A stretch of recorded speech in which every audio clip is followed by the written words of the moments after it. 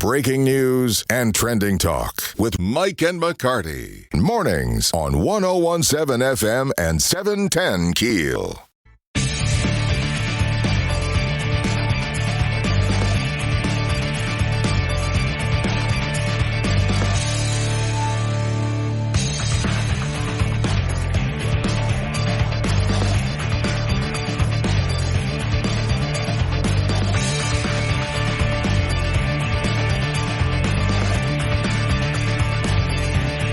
On 7 FM, 710 KEEL, Mike and McCarty on the Jack Spring Electric Newsmaker Hotline this morning. Caddo Parish School Board member Don Little joining us. Don, good morning. Happy Friday to you. Good morning. Happy to be here. Well, there seems to be a little bit of confusion about a teacher pay raise for Caddo Parish.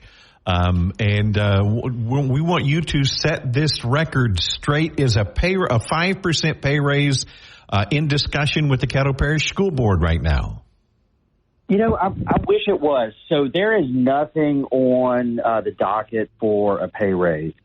And I think what occurred, we had a meeting on January 9th, and Dr. Gorey did sort of a State of the Union, State of the District presentation, and there was a question on the floor about pay raises.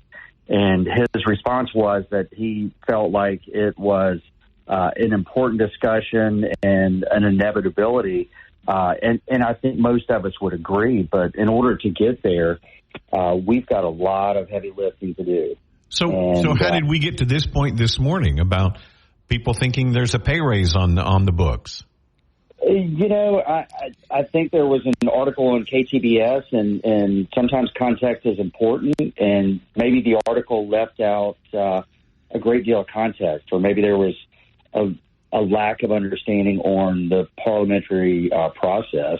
I can tell you that in order to get pay raises, we either need to increase revenue or reduce expenses or a combination therein. And there will be some very interesting discussions. I hope we're able to get to that point. But Dr. Gorey did say that we should look at a 5% pay raise, but he didn't say it in an official capacity from the podium to the board. Is that correct?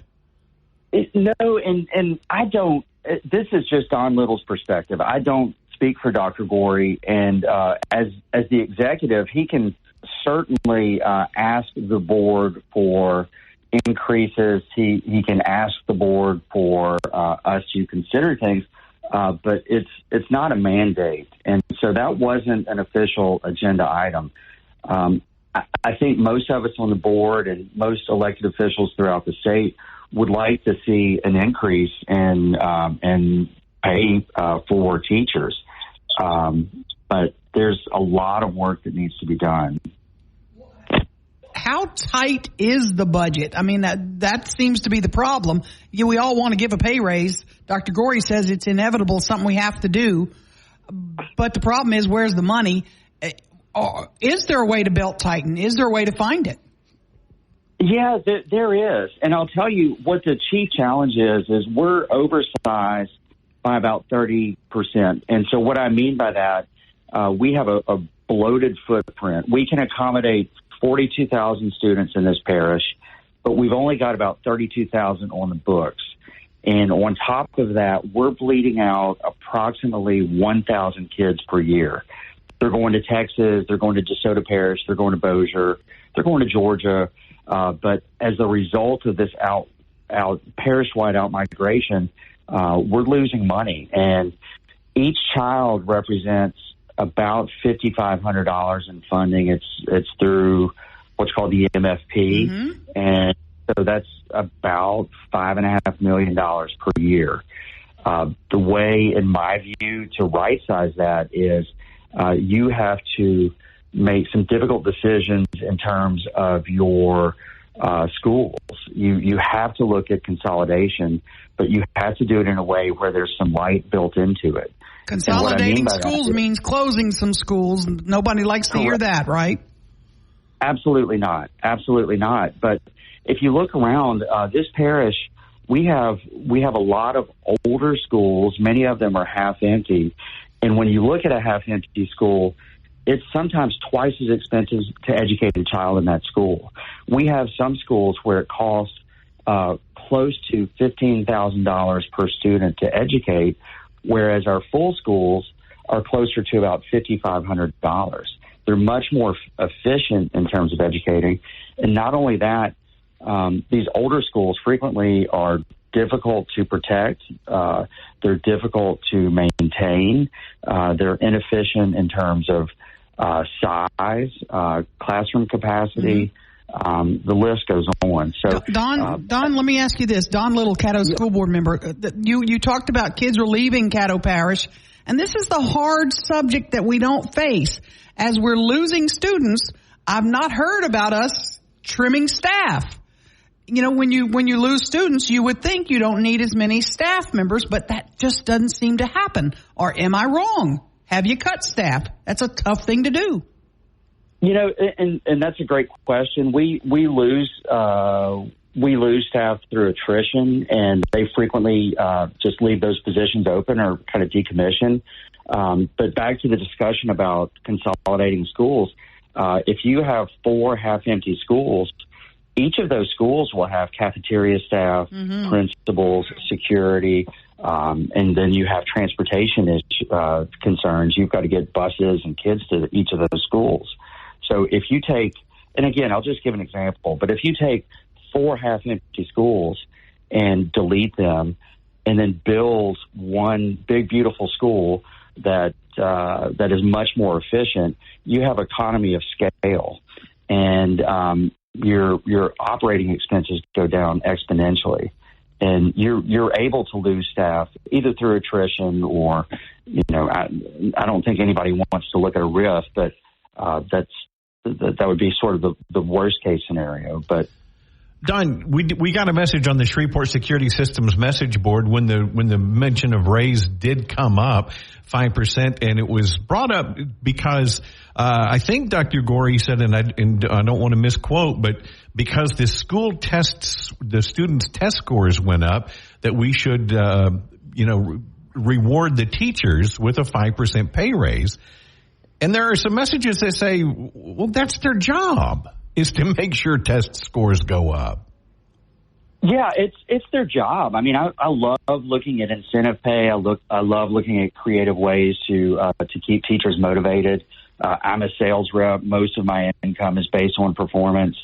But it's again for education. There's a lot of moving parts, and our funding it's kind of a mixed bag. You know, we have local tax revenue, we have federal title programs, and then we also are funded through the state. And so, in order to secure these potential raises, we will have to radically redesign the way that we're doing things, and to make these raises permanent. We've been breadcrumbing in the past, which is a creative approach, but it's not. We need to look at things where we can do it in a sustainable way, rather than voting to give them a $500 or $1,000 stipend. Stipend. We need to look at a way to make it permanent. Don Little. Thank you, Don. Appreciate your time, sir. Caddo Parish School Board. Thank you. Have a great weekend, sir. Absolutely, my pleasure. Take care. 101.7 FM, 710 KEEL. William Daniel from Department of Water and Sewage going to be joining us after the news, giving us an update on Shreveport's boil advisory and the water condition here in Shreveport. Now more breaking news and trending talk with Mike and McCarty on 101.7 FM and 710 KEEL.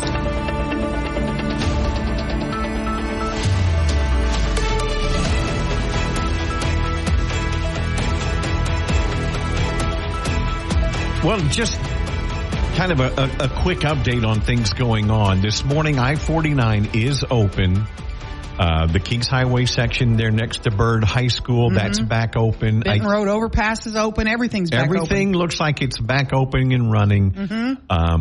No school today. In Caddo Parish. Bossier schools are back open. Except, I think, Plain Dealing High School, they had a water issue, I believe, there. But everything else is pretty much back. The roads are great. I mean, there's not a problem on the roads at all. It looks really good. We melted. We thought, are we refreezing tonight? Is it going to be another chilly night? It is going to be chilly, but nothing like what we've been dealing with. Okay. They're saying tonight looking like low 20s, 21 for a low tonight. Really? Yeah. Tomorrow's high is only 38. Okay. Now, I asked William Daniel yesterday because we're getting back into the 20s, and Saturday night, 20 again. Okay. Should we drip the faucets again? He said no. He said it's not cold enough. Well, I'm going to confirm that. We're going to talk to him about 7:40. Right. To find out, because as of right now, Shreveport's still under a boil advisory. And the most wanted man in the area right now is the mayor of Blanchard, and he's going to join us after 8 o'clock. Blanchard folks are ticked off about why they have no water. We've gotten several calls this morning here at the radio station saying, hey, Blanchard still has no water. And he's agreed to join us at 8:10. He'll explain what's going on, why seems to be getting worse for folks in Blanchard. I'm not sure. My pressure at my house this morning, I'll tell you, yesterday was fine. This morning, it was lower than it was yesterday. So there's something going on in Shreveport. I'm not sure. But we got to figure that out. Last night during my 90-minute hot shower and full body exfoliation procedure, water pressure was good. It was better. So you caused the problem for this morning. So this morning's 90-minute hot shower and full body exfoliation, the water pressure was a little lower. I'm a little bit worried, though, because I have like a case of water left, and so I gave Bo regular water out of the tap. He'll be fine. He's okay? He'll be fine. William told us yesterday or earlier this week the reason they have to issue a boil advisory, it's a federal mandate when water pressure in the system that drops to a certain level. And that's what happened. It's not that they found, amoebas in the water. Right. It's because the water pressure dropped below a certain point. So they have to, by federal mandate, if I have this correct, they have to issue a boil advisory. Okay, and I need a refrigerator guy to answer this question. Maybe you can. I don't know. I went to go get water out of my refrigerator water thing. Right. And I could get ice, but when I went to get water, it was dry. It's dead. So is there something wrong with could it be the refrigerator line froze? And what do I need to do? That's beyond your scope, isn't it? My daughter had a problem with her ice maker. Right before or just after Christmas, and I went over there, and it was frozen up. So I thawed it out, and cleaned out her ice maker and got to make sure everything was still no ice. So I'm not a refrigerator repairman. Okay, on our Shreveport Security Systems like message Scott Hughes board, says, he's not an attorney. I'm not a refrigerator repairman. I need a refrigerator guy to tell me, is something wrong with my water line and my fridge? What do I need to do? Do I need to reset the fridge? I'm not sure. I just like my water coming in, because that was what I was going to give Bo, was that out of the fridge. But since I couldn't get that, I said, because it's filtered. We know that's filtered, right? So, I don't know. We'll find out. I know William Daniel's not a refrigerator guy either, but hopefully someone will help me with that. Right. All right. That's coming up at 7:40 this morning. Director of Water and Sewage William Daniel joining Mike and McCarty, 101.7 FM, 710KEEL.com. Back to the big stories of the day with Mike and McCarty on 101.7 FM and 710 KEEL. Well, Shreveport's still under a boil advisory for the entire city. We'll talk with Shreveport Director of Water and Sewage, William Daniel, coming up just after the break. Mike and McCarty, 101.7 FM and 710 KEEL, and on the free KEEL app. Mike and McCarty on 101.7 FM and 710 KEEL.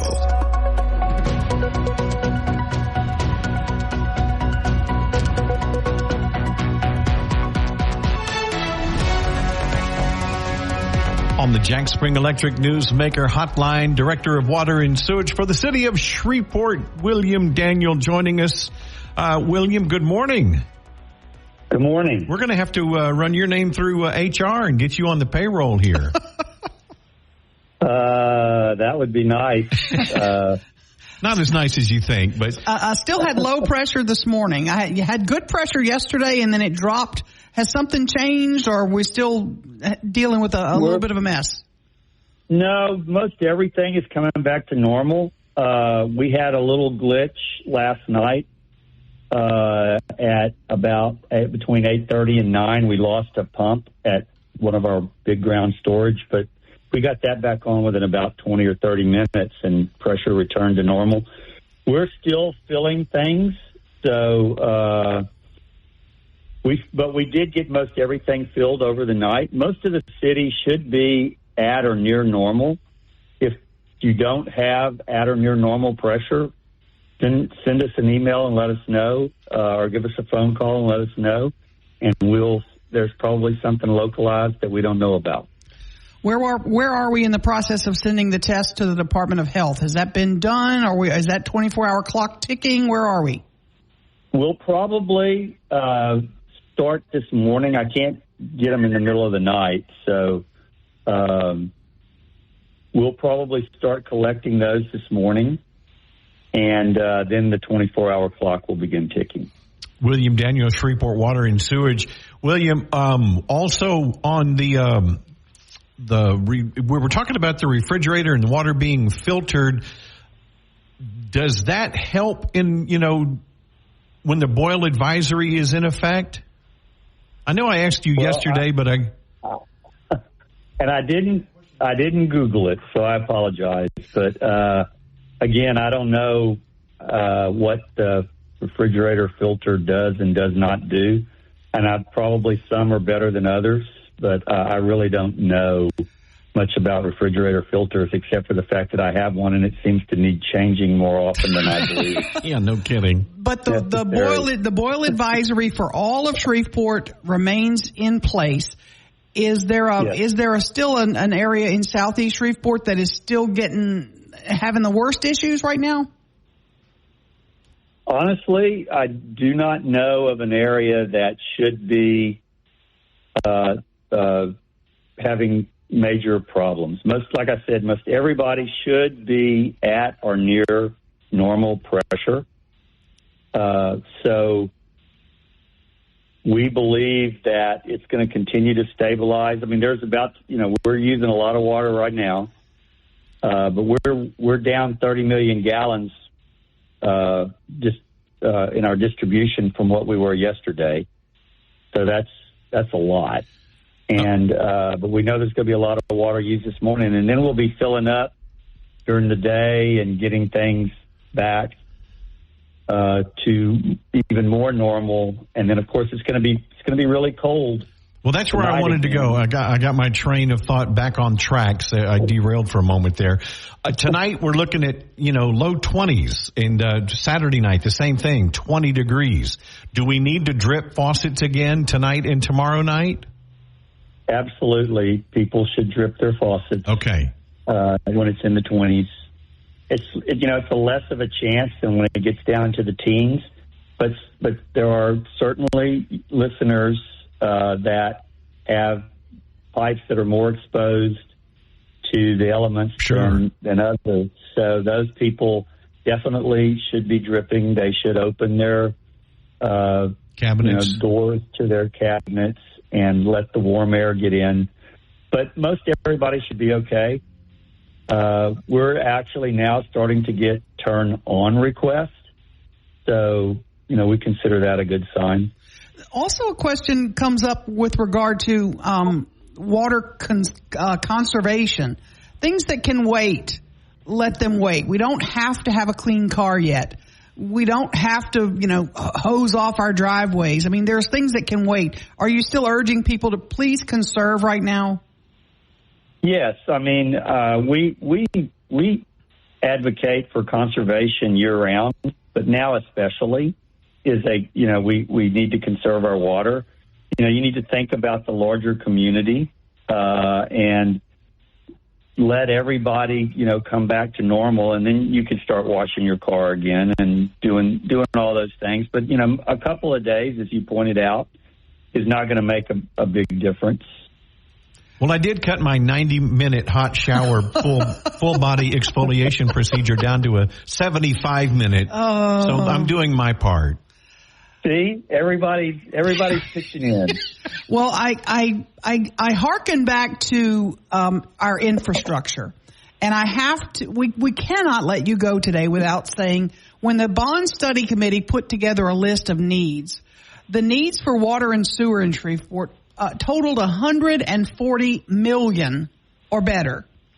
When we have situations like this, it shines a bright spotlight on our needs. Your department is probably one of the most critical. Are you hoping that through this circumstance, people might realize we have got to do something? Well, I'm hoping. In fact, I was discussing this with the mayor this morning, who has, really been supportive of our department, Mayor Arsenault. But, people said, are you prepared? And I said, well, we're prepared, but we should have been preparing 60 years ago. I mean, it is very discouraging to think that the pipe in the ground is 80 plus years old. And, any kind of extreme weather event, people think about cold, but heat will do it as well. It causes a lot of busted pipe because our pipe is in a very vulnerable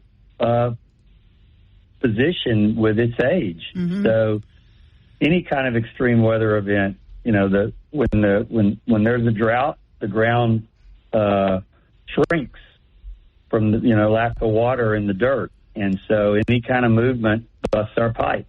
So it is a challenge, but as you can see, as people have commented to me, our crews were out 24/7 fixing things, and they'll continue to do that. But that's a pretty ineffective way of managing the department. We're just patching things, and you're putting out fires. We are, and we did a $500,000 sewer repair, and a year and a half later, 30 feet away, we repaired another $300,000 piece of pipe. So it is difficult and challenging to manage the budget under those circumstances. So, I mean, people always say, "Oh, you're just misspending the money." Well, they're right in the effect that I spend a lot of money on maintenance that I shouldn't need to. Mm-hmm. So that's the challenge of managing this department. The mayor is aware of it. I'm hoping that the council will see it and the voters will see it, and we'll make some progress. But until then, we'll be out fixing things 24/7. Mm-hmm. William Daniels, Shreveport Water and Sewage Director. Here's hoping we get through the weekend eventless. Thank you so much for your time this morning. Mm-hmm. Oh, y'all are welcome. Thank you, sir. Coming up just after the news, top of the hour, Blanchard Mayor Jim Galambus is going to be joining us. A lot of people are wondering why they still don't have water in Blanchard. We'll find out. Mike and McCarty, 101.7 FM, 710KEEL.com. Let's get back to the show with Mike and McCarty on 101.7 FM and 710 KEEL. Boy, it's almost like coming out of the pandemic. Yeah. Once the ice melts. We're free. People are like, yes, let me get back out. Yep. Last night we went to the Scottish Rite Temple, and they had a candlelight concert. They do these series. It's a company that does these all across the country. And last night they had two actually last night. Okay. One at 6 o'clock, which because I have to get up so early, that's the one we went to. And it was a Vivaldi performance by a string quartet. Oh, how cool. And they had, I don't know how many, hundreds and hundreds of candles on stage, but also all around the theater. And if you've never been inside the theater at the Scottish Rite Temple, It rivals the Strand. You showed me the pictures. It is so cool. It is incredible. And they had these candles. Now these candles, they weren't flame candles. But with the technology now, it was beautiful. Yeah. These things were so real looking. Mm-hmm. And it was the performance. They were members of the Shreveport Symphony Orchestra that did this performance, and it was just absolutely gorgeous. But I was sitting there at one point, and I go, okay, so these are local musicians, so they didn't have to pay for, like travel for these musicians to travel around the country and do these performances. So they're local musicians. Mm-hmm. I don't know what the venue rents for. It's beautiful. It is gorgeous. I told my wife, I said, you know what the biggest expense was? I bet freaking AA batteries. Yeah. You're probably right. They had thousands of these candles all around this theater, and I thought, they got to load up batteries. Yes. They've got cases of batteries. Oh, man. But it was beautiful. And then at 8:30, they had another concert behind us. I think it was some kind of tribute to Taylor Swift. Oh, very cool. So it wasn't the same show. It was a completely different show. I don't know how they did that. I don't know if that was the string quartet or if it was a band. I don't know how that worked. Well, the acoustics in there were good? Very good. That's awesome. Oh, yeah. That is so awesome. And then they've got a Coldplay coming up here in a few weeks. If you haven't been to those Candlelight series, it's really a lot of fun. Very interesting. I need to go see. Throw one of those pictures up on the KEEL Facebook page so folks can see it. Oh, that's a good idea. Just throw a random photo and just say, they had one portion toward the end of the show where they said, people, you can take video now. They said, don't take your phone out during the performance, which I was so grateful because there's nothing more distracting than somebody's damn phone screen in your face down in front of you. Yes, absolutely. No kidding. It would be pretty to see. Folks would love to see it. Yeah, it was just beautiful. It really is. It's spectacular. I was stunned when I saw your photos. And the Scottish Rite Temple, they use it for, venues and weddings and receptions. That's incredible. Just absolutely. A really neat place. Mayor of Blanchard, Jim Galambos, going to be joining us just after the news. 101.7 FM, 710 KEEL.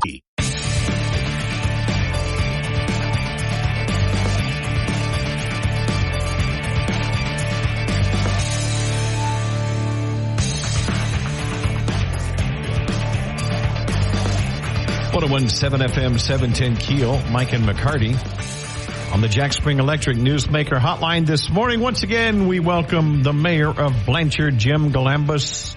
Mayor, good morning, sir. Happy Friday to you. Good morning. How are you? Well, we're doing well. How are you this morning? Apparently, Blanchard still, are you completely no water, or is it just low pressure, or what's the status this morning? Well, I just put out an update, and as of 7 o'clock this morning, the system continued overnight to strengthen.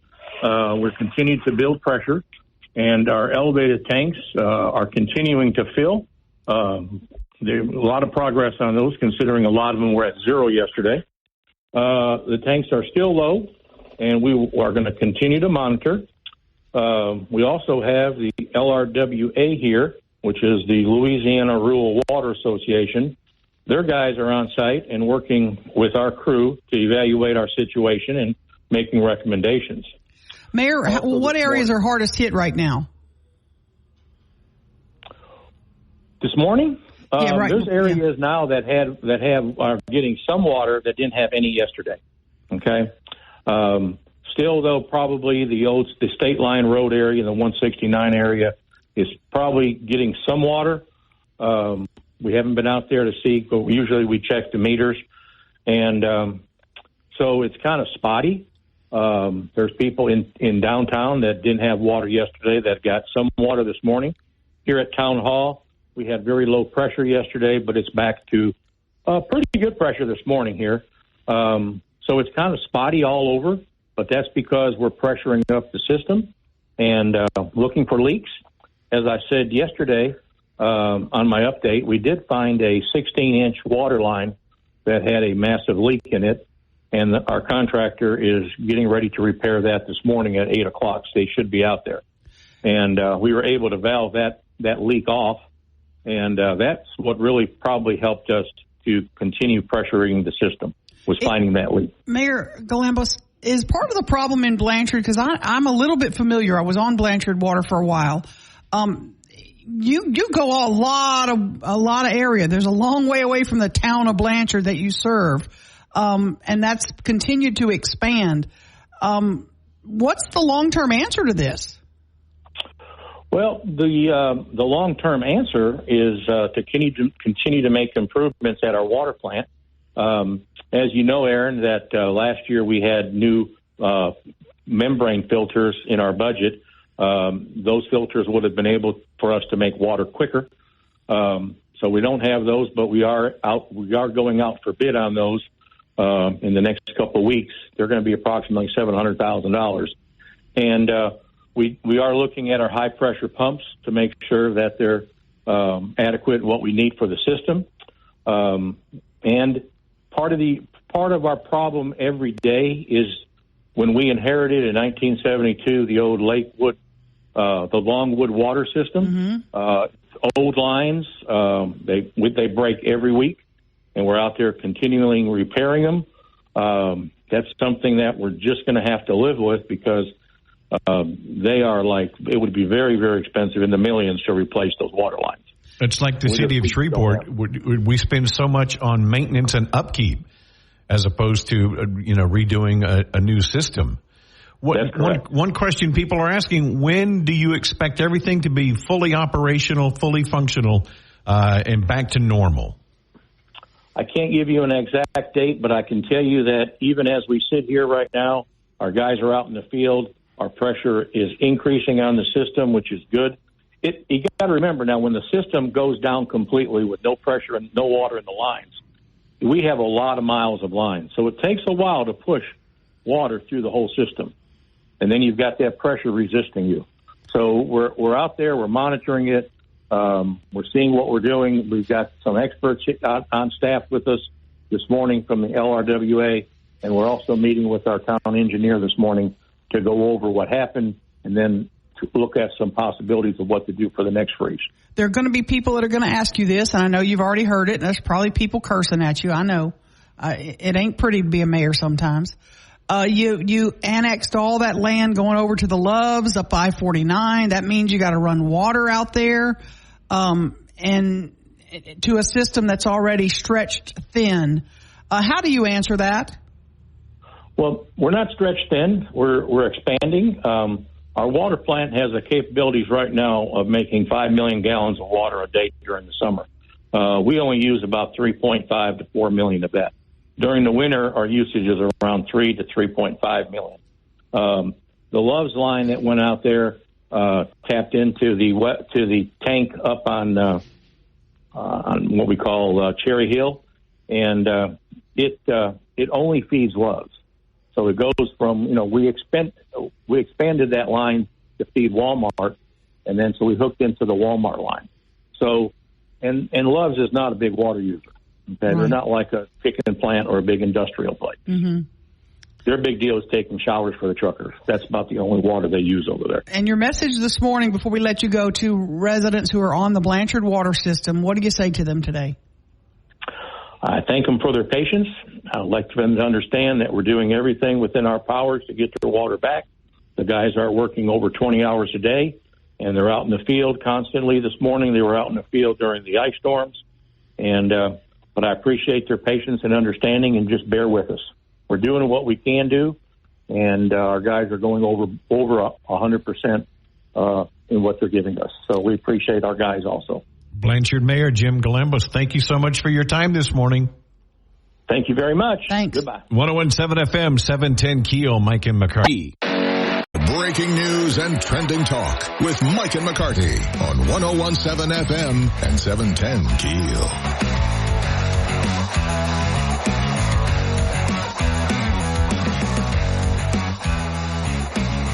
All right, I've got a question. I'm going to change gears. All right.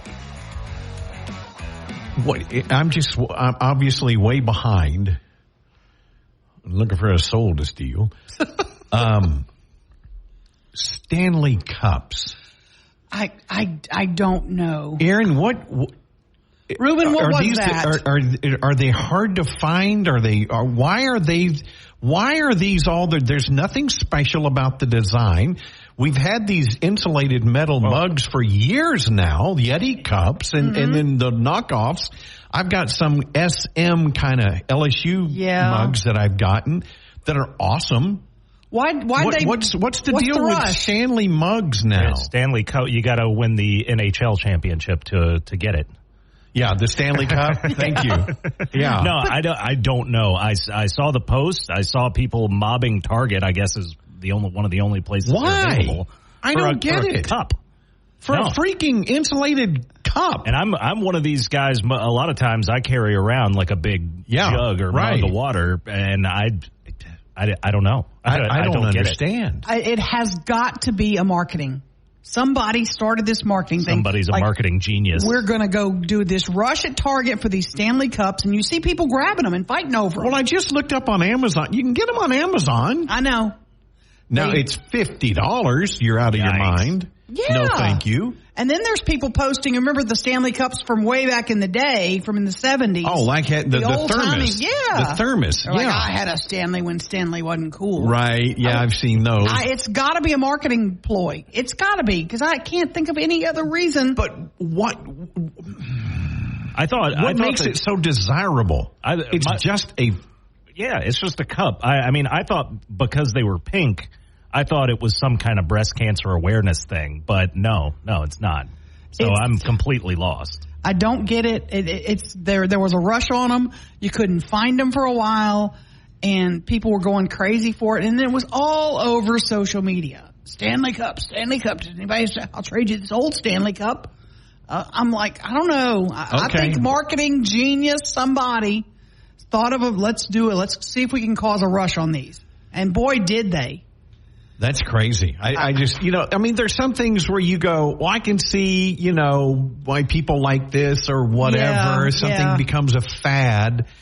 But this I don't get. I don't. I really don't. There's so many different versions of cups these days.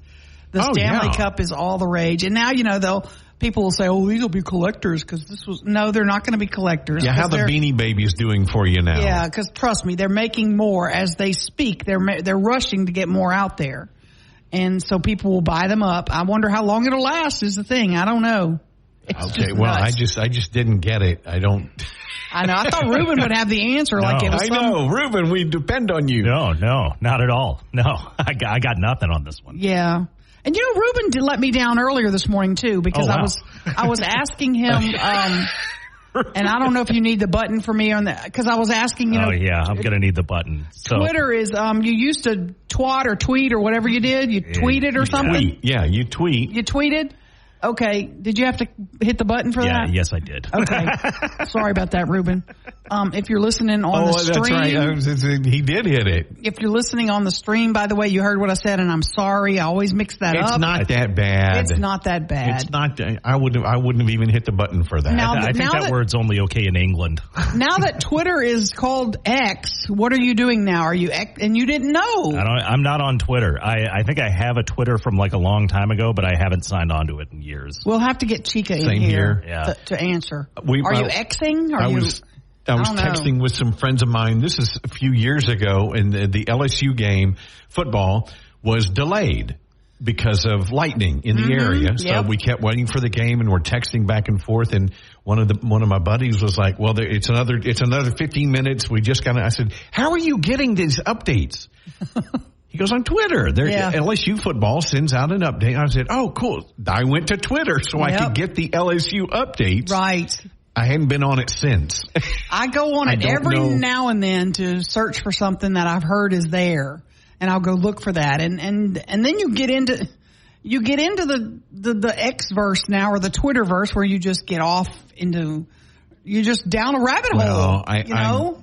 Look, I hate that. If I didn't have this job, I would not be on social media, period. You can get on there and just get lost. Well, it's the bane of our society. Yeah. Absolutely. The only good thing that's ever to me that Facebook worked on was when we found a dog in the neighborhood. Yeah, and that's we posted true. Pictures of the dog, and we found where it lived. The rightful owner, yeah. Right. It helps with lost children if a missing kid or something like that. But, I mean, for the most part, it's you just get on there and you just get lost down who knows what lane you traveled this time. On Instagram, I'm hooked on these stupid reels now. Oh gosh, these funny dog and scaring people. They're scaring them, in the office. Stuff, yeah. No, it's like the startling. You pop out. Oh. I don't know why. Oh Lord. There was discussion at the Caddo Parish School Board meeting about pay raises for teachers. Where did that come from? Are there pay raises on the agenda? We'll talk with Don Little. He's on the Caddo Parish School Board. Find out about 8:40. 101.7 FM, 710keel.com. Back with McCarty on 101.7 FM and 710 Keel.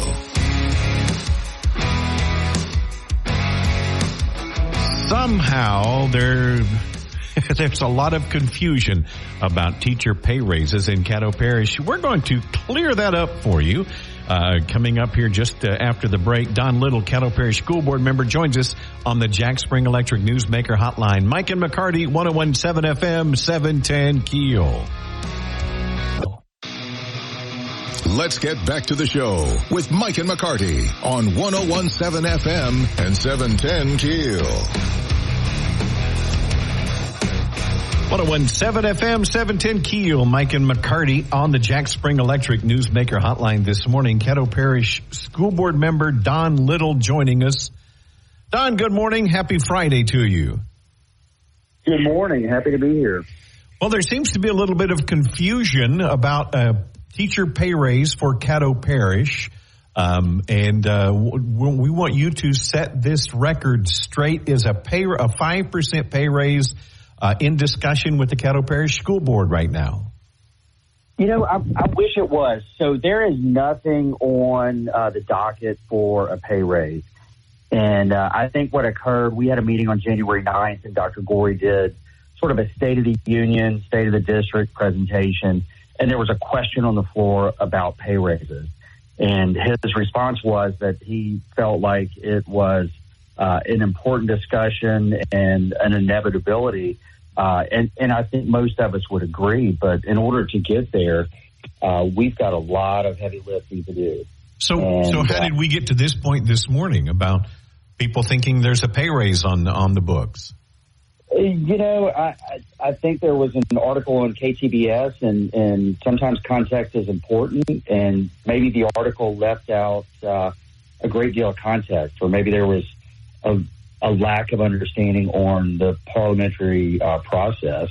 I can tell you that in order to get pay raises, we either need to increase revenue or reduce expenses or a combination therein. And there will be some very interesting discussions. I hope we're able to get to that point. But Dr. Gorey did say that we should look at a 5% pay raise, but he didn't say it in an official capacity from the podium to the board. Is that correct? No, and I don't. This is just Don Little's perspective. I don't speak for Dr. Gorey, and as the executive, he can certainly ask the board for increases. He can ask the board for us to consider things, but it's not a mandate, and so that wasn't an official agenda item. I think most of us on the board and most elected officials throughout the state would like to see an increase in pay for teachers, but there's a lot of work that needs to be done. How tight is the budget? I mean, that seems to be the problem. We all want to give a pay raise. Dr. Gorey says it's inevitable, something we have to do. But the problem is, where's the money? Is there a way to belt tighten? Is there a way to find it? Yeah, there is. And I'll tell you what the chief challenge is we're oversized by about 30%. What I mean by that, we have a bloated footprint. We can accommodate 42,000 students in this parish, but we've only got about 32,000 on the books. And on top of that, we're bleeding out approximately 1,000 kids per year.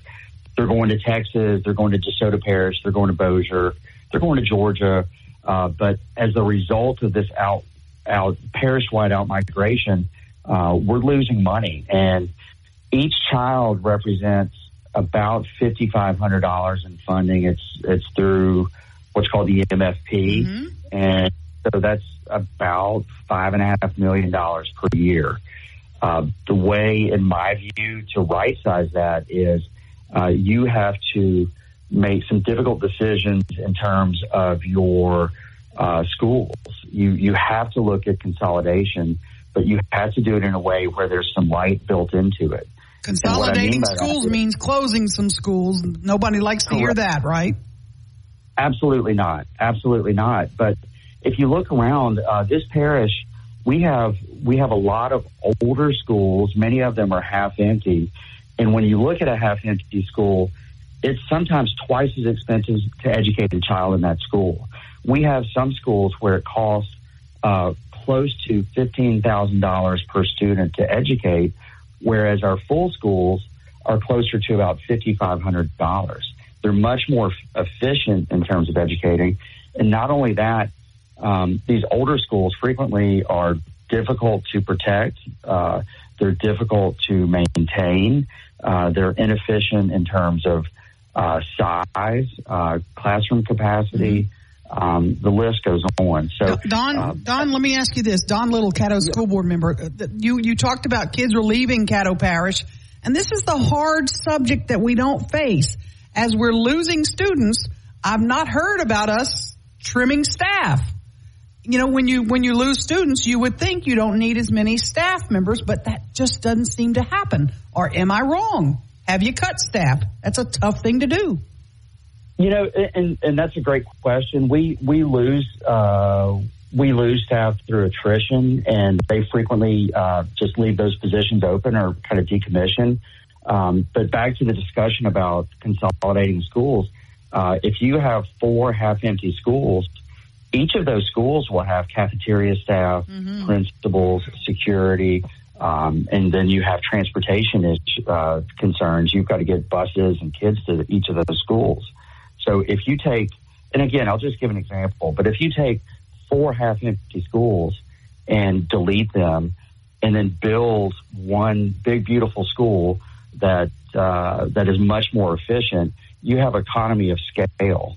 And your operating expenses go down exponentially, and you're able to lose staff either through attrition or, you know, I don't think anybody wants to look at a RIF, but that would be sort of the worst case scenario. But Don, we got a message on the Shreveport Security Systems message board when the mention of raise did come up, 5%, and it was brought up because I think Dr. Gorey said, and I don't want to misquote, but because the students' test scores went up, that we should, reward the teachers with a 5% pay raise. And there are some messages that say, well, that's their job, is to make sure test scores go up. Yeah, it's their job. I mean, I love looking at incentive pay. I love looking at creative ways to keep teachers motivated. I'm a sales rep. Most of my income is based on performance.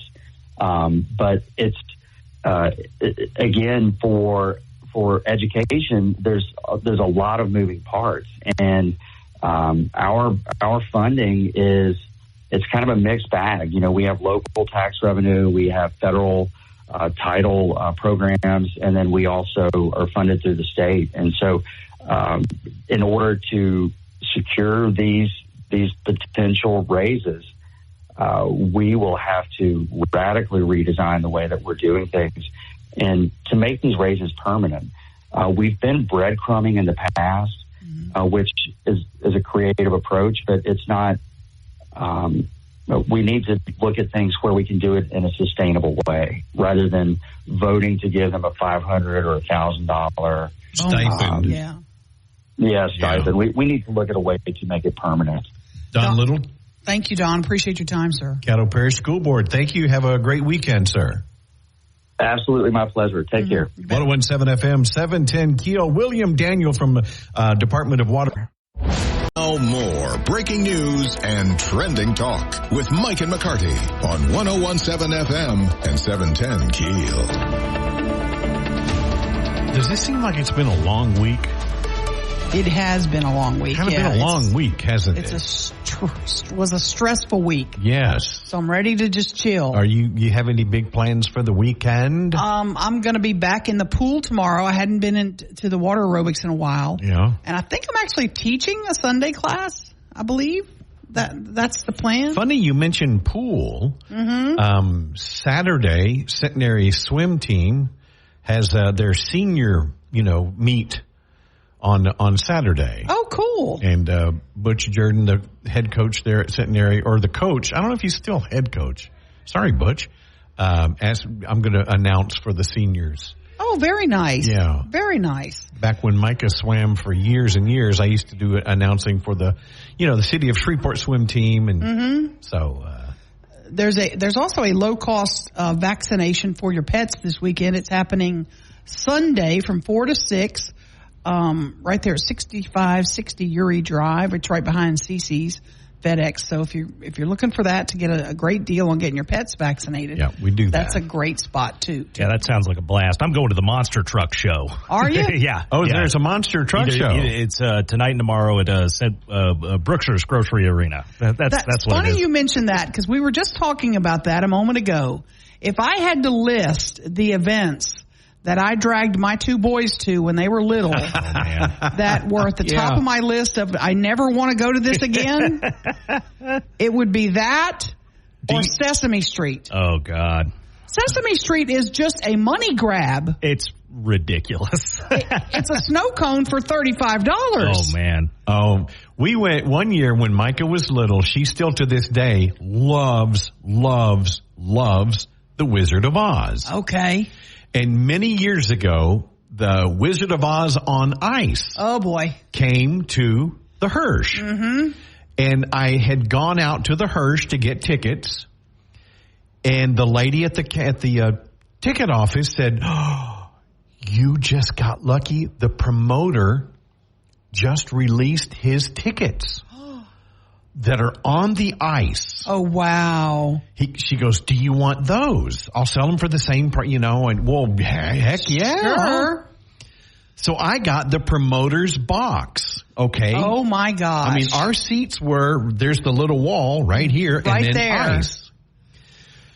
During the show, when when they're at the wizard goes, go bring me, and they all get scared and the lion runs off. Remember in the movie, the lion runs out. Mm-hmm. Well, the lion runs away from the wizard directly to our seats. Oh my goodness. Because these are the promoters' seats. And the lion jumps in our laps. Now, I'm sitting here. My daughter is next to me, 4 or 5 years old, and my mother-in-law. Okay. And so we're all sitting right there, and the lion jumps in our laps and is, and I'm going, this is so cool. Oh, my gosh, this costume stinks. Yeah. It smelled like a locker room. Oh, that's gross. Yeah. Oh, man. It was so fun. Hopefully a monster truck doesn't jump in my lap this weekend. That would be good.